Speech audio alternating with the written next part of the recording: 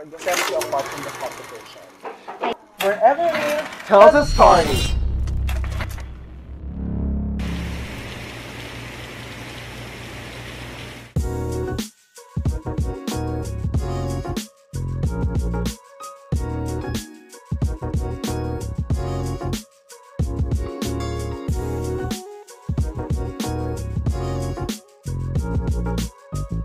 Hi everyone, welcome to another episode of IBC 13, The Real Talk, where every reel tells a story. I'm JP Medina. At ako naman po si Marcia Lopez at finally nandito po tayo ngayon sa Tansa, Cavite na kung saan meron tayong makikilala na isang special guest para sa mga may problema sa buhok, pagkalagas, pagkapalot o pagnipis ng buhok. Eto na ang sagot para mas gumwapo at bumata at magmukhang confident na confident. Yes, of course, meron na talagang solution regarding that. At makikilala natin today ang tao sa likod ng life-changing transformation na ito. Of course, it's not just a barber, but also to pay hair specialist transforming lives of a hairpiece at a time. Ladies and gentlemen, from right here in Tansa, Cavite, please welcome the one and only Mr. Bal Baron. Sir Val, of course, welcome to the Real Talk Show. Kamusta po kayo? So, okay naman po at maraming salamat po at naimbitahan niyo po ako, Sir JP, Sir Marky. So, maraming salamat po sa The Real Talk. Sir Bal, syempre excited kaming marinig ang inyong story and your amazing craft. Pwede po bang... Excited din ako, syempre, marinig yung bilang isang barbero, yung kwentong barbero, and of course, kung paano natin ginagawa yung toupee hair installation. Pero syempre sir, no, let's start from the beginning. Tell us about your humble beginning. Alam ko sir, nagsimula po kayo sa pagiging barbero at narinig din po namin na yung dati yung old na barbershop ay sa kapatid po ninyo. Yes po, yes po. Mga year 2005 po ako nag-start na maggupit bilang isang barbero. Sa pagmamayari po ng aking kapatid, yung nung mga panahon na yon, naisip ko kalaunan na what if kung pwede rin pala akong magtayo ng sarili kong barbershop. Kahit nasa maliit na puhunan lang, pwede akong magtayo ng sarili kong barbershop na sariling akin, matatawag na sariling akin. Having said that, yung pag-venture mo into hair toupee industry, so can you tell us more about that na from being a barbershop owner, now you're a hair toupee specialist? Yung una po kasi, no, dahil barbero po ako, nagsimula lang po talaga ako sa maliit na barbershop nung time na yon. Unti-unti, parang nagtanong sa isipan ko na paano magiging successful o munad ng buhay ang isang barbero. Sa kaka-research ko po online, nare-research ko na ang mga barbero pala hindi nagiging successful kung hindi ito makikilala bilang isang mahusay na barbero. Pero usually naman kasi, di ba, sir, kapag halimbawa naman talaga nagustuhan yung gawa mo, talagang babalik ba? Yes po, yes po. Pero sir, siyempre curious kami sa toupee themselves Anong produkto po ito at saka made from where po ito? Nung time na yon, nung nag-start pa lang po ako, may mga dala pa lang sila ng mga kanila, sarili nilang hair toupee.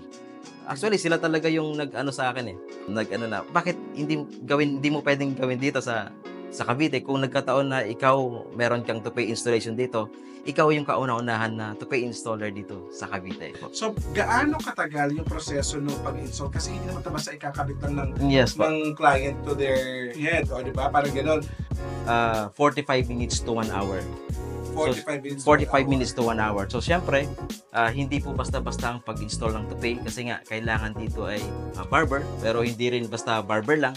Kailangan yung buhok ng toupee, yung hair toupee mismo, and then yung buhok ng kliyente, kailangan yun i-blend. Mag-match kailangan. Kasi baka hindi bagay. Sa hairstyling, kailangan bumagay. At syempre, nakadepende pa rin sa hairstyle na gusto ng kliyente. Pero sir, yung toupee niyo sir, ano po yung mga available? Meron ba silang mga option ng mga kliyente? Actually, marami po yung mga tawag sa hair toupee. Meron pong mga skin type, monotype, may mga lace, may mga Swiss lace, may Australia.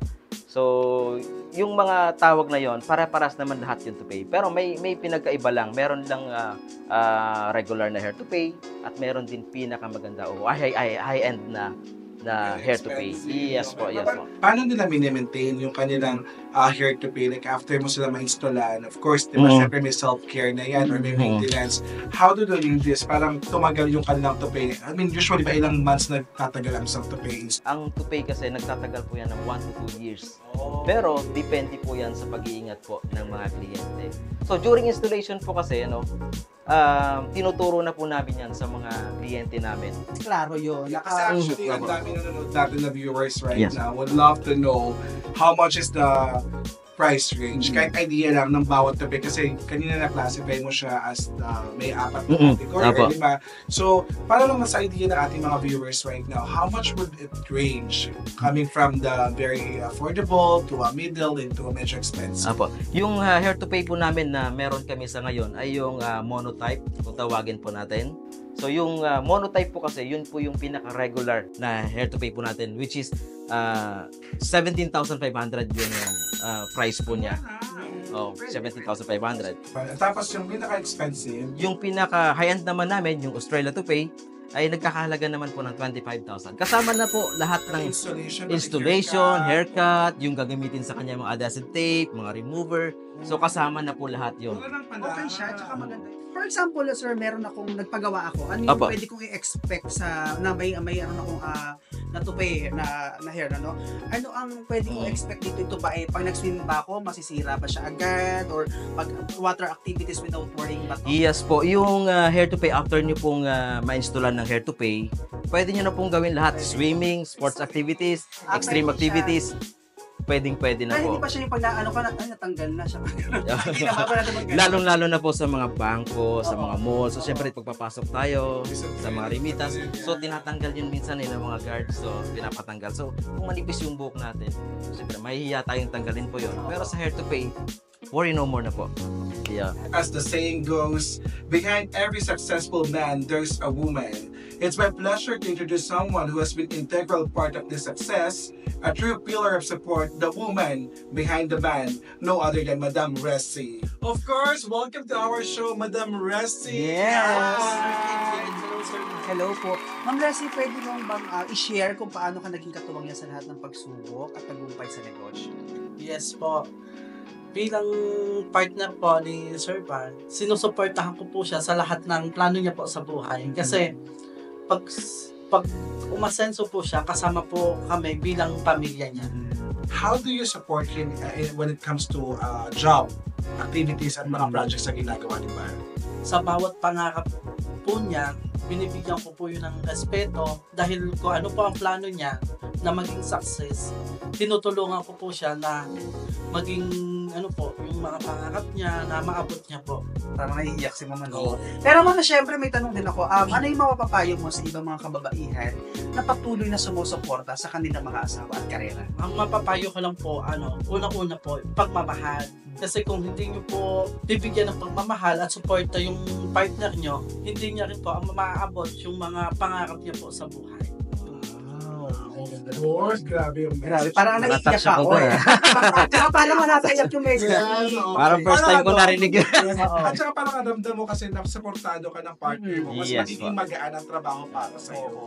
And of course, Bar, syempre, bilang successful na barber and hair to pay specialist, do you have any message sa mga nanonood sa atin ngayon at kailangan ng solusyon sa kanilang mga buhok? This is the perfect time for you to encourage and invite everyone for the services that you can offer.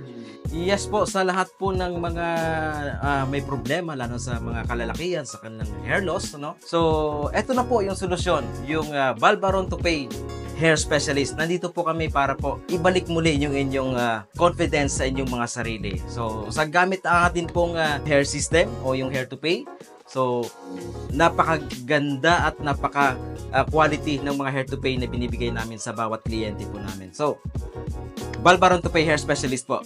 Kami po ang bahala sa inyo. So, meron po kaming Facebook page at meron din po kaming YouTube. So, pwede nila kaming ma-reach through sa mga cellphone number po na naka-flash sa inyong mga screen. So, ang cellphone number po namin ay 0950-9177717. At syempre, Sir Val, maraming salamat po for your inspiring story and expertise with us. And of course, thank you for your precious time, Sir Val and Mr. Rezi, Madam Rezi. Alam mo, ang daming viewers natin ang nanonood ngayon at I'm sure na-inspire sa story yun, not only for you, sir, but also as a woman behind the success of every single man like you. Thank you so much for your time. Maraming salamat po. And this has been The Real Talk. Where every real tells a story.